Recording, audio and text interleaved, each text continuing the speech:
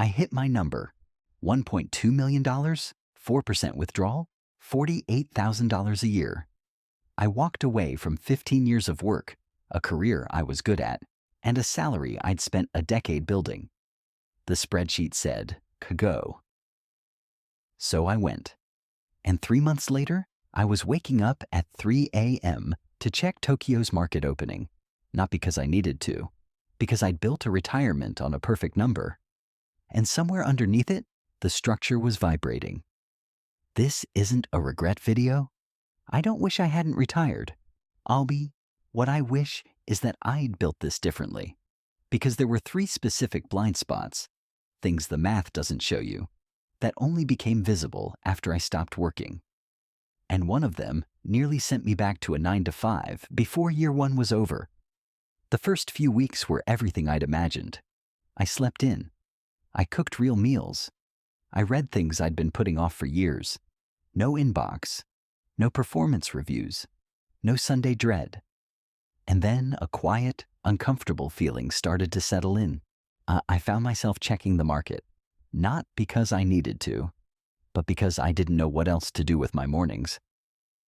I started second-guessing a $60 dinner. I had the freedom I'd worked 15 years for, and I felt more restricted than ever. Here's the thing nobody tells you.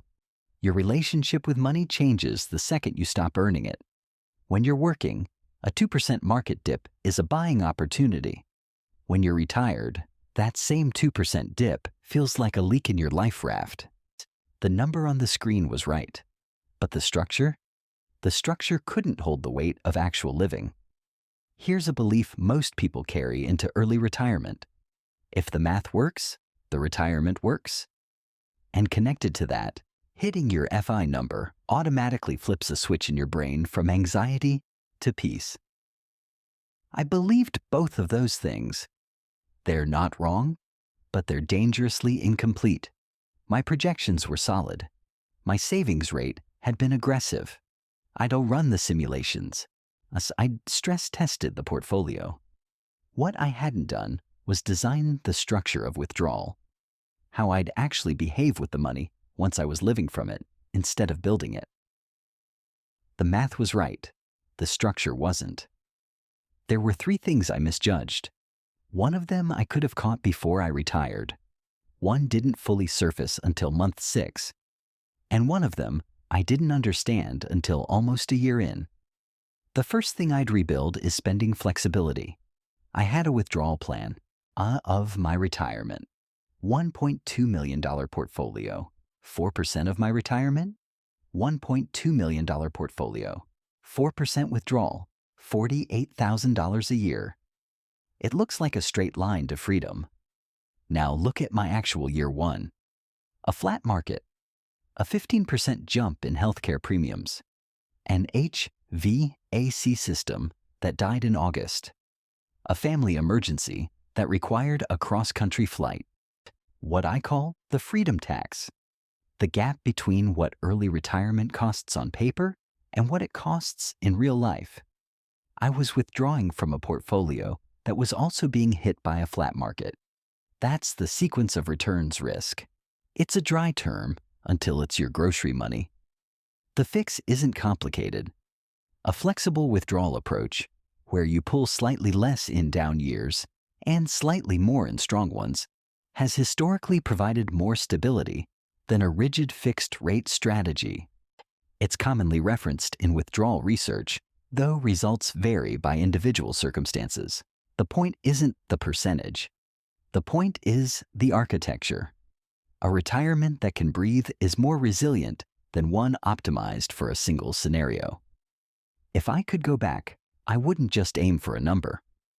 I would have built a 2-year cash bridge outside the portfolio, a buffer that protects your mental health during down years so you're not making emotional decisions with long-term money. The second thing that surprised me was what I'd call the psychological volatility tax. When you have a salary, the market is a game.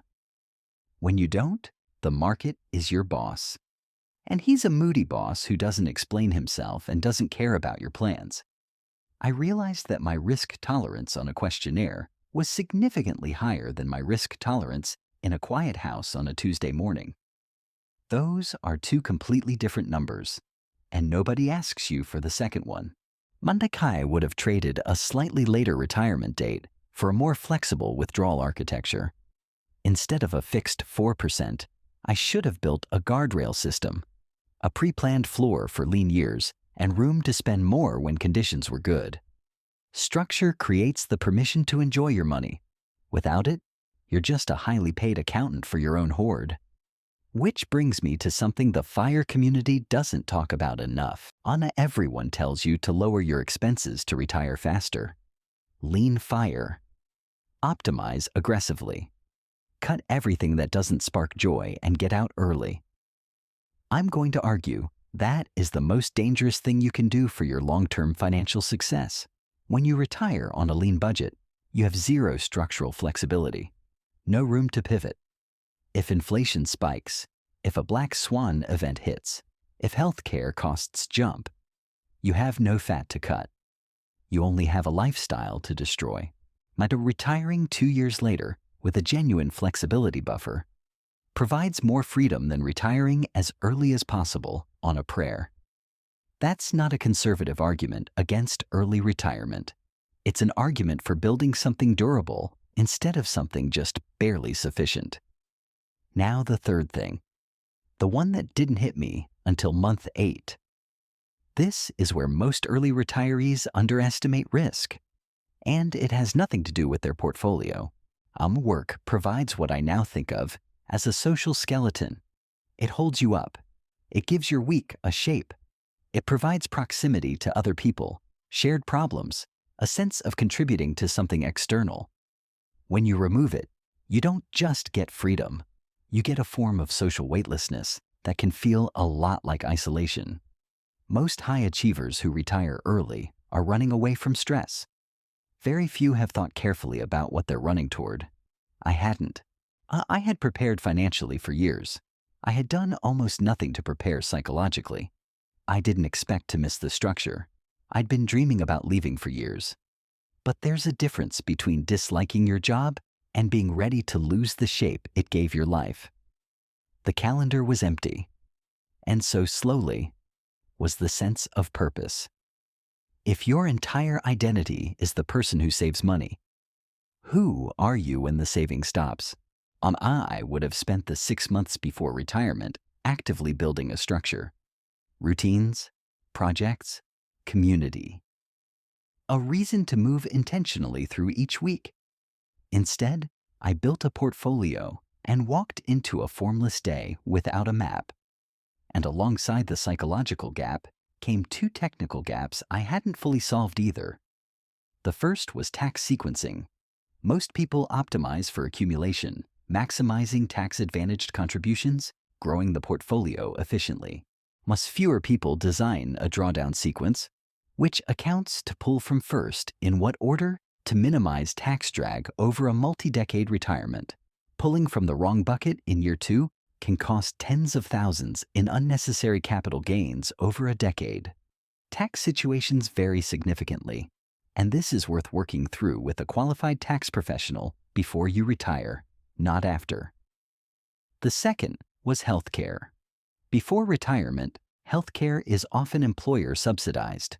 After, the full cost lands on you, and the variability between years, between health events, is genuinely difficult to model.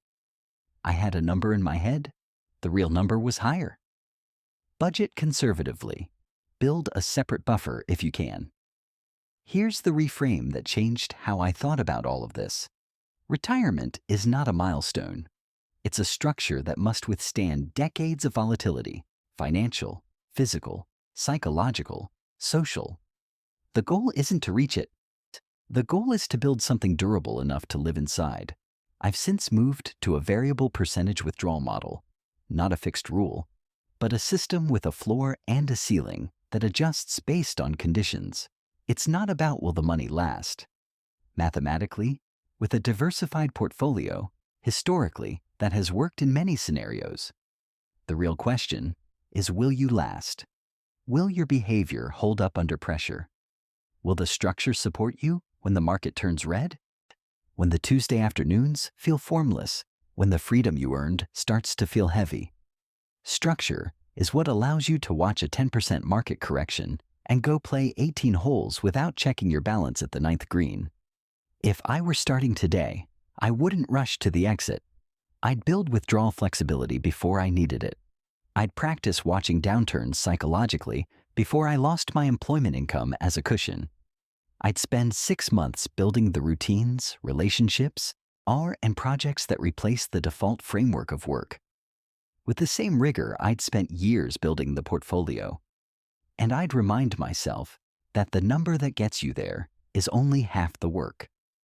The other half is designing a structure worth living inside.